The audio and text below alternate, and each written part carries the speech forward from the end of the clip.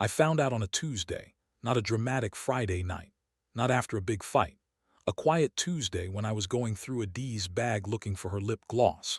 And I found a scan, a 20-week scan, with my boyfriend Emeka's name written on the father line.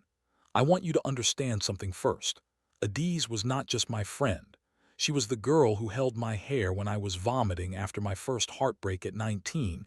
She was the one who fasted with me when I needed a job. She was going to wear coral aso ebi at my wedding. Asterisk wedding. To Emeka. We had been together for 3 years of Sunday jollof rice at his mother's house.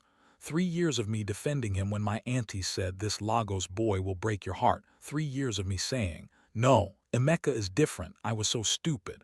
I'm shaking as I'm telling you this. Because the scan was not the worst part. The worst part was the date 20 weeks. That means she was already pregnant when she came with me to buy my introduction dress.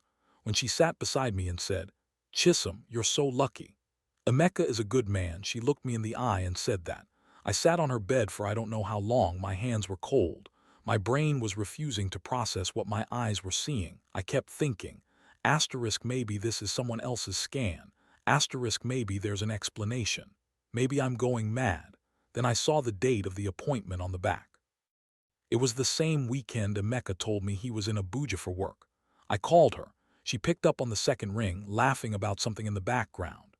Babe, where you dropped the charger, she asked, just like that, casual, like I was not sitting on her bed holding the proof of her betrayal. Adie's, my voice came out flat, even I didn't recognize it. Whose scan is this? Silence. 5 seconds of silence that told me everything I needed to know. Chisholm, I can explain whose scan is this. Not a question anymore. She started crying immediately, like the tears were already loaded, just waiting for permission. It's not what you think. Is it Emeka's baby? More crying. And then so quietly I almost didn't hear it. Yes. I dropped the phone, not dramatically, not like in a Nollywood movie where the woman screams and breaks things. I just dropped it. And I sat there on her bed, in her room that smelled like the same perfume we both used because she bought it for my birthday last year, and I felt something leave my body, something I don't think has come back yet. I don't remember driving home. I just remember sitting in my car outside my apartment for 45 minutes because I could not make my legs move. My phone was ringing. Adie's, Adie's, Adie's. Then Emeka. I stared at his name on the screen and thought about 3 years. I thought about the way he always saved the last meat in the pot for me. I thought about how he cried at my grandmother's burial. I thought about how I used to brag about him. Then I threw my phone on the passenger seat and walked inside. He came to my house that night. I hadn't called him.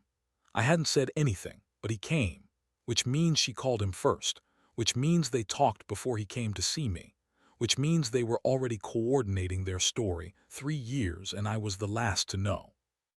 In my own relationship, Chisholm, please just let me explain. He was standing at my door in the same shirt he wore on our first date. I don't know if that was intentional or if God was just feeling wicked that day. How long? I asked. He opened his mouth, closed it. How long, Emeka? On and off. Since before you and I get out.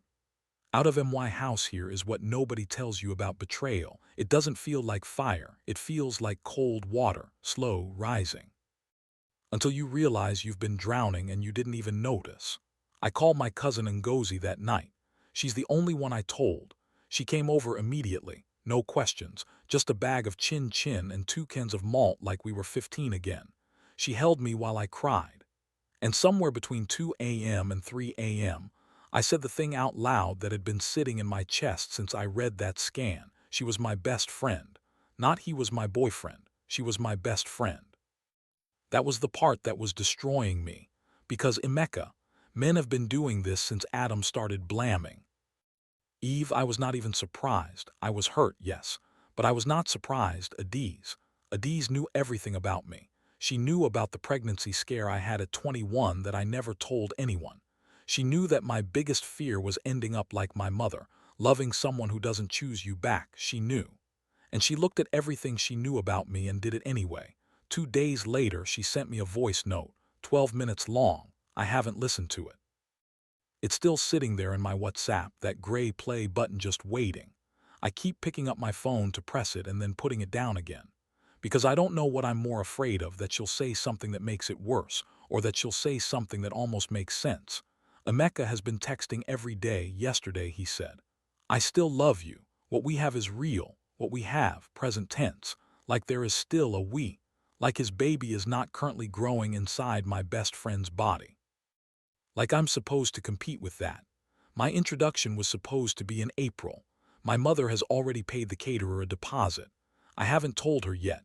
I don't know how to tell a woman who has been planning her daughter's wedding since 1994 that the man she approved, the man she called asterisk, a good son-in-law, got my best friend pregnant while asking me to marry him.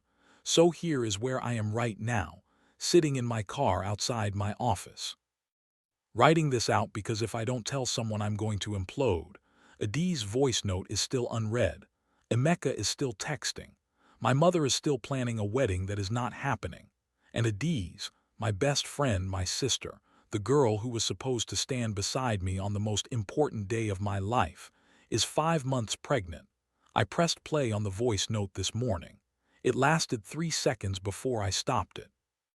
But in those 3 seconds before I could stop myself, I heard her say, Chisholm, there's something else you need to know.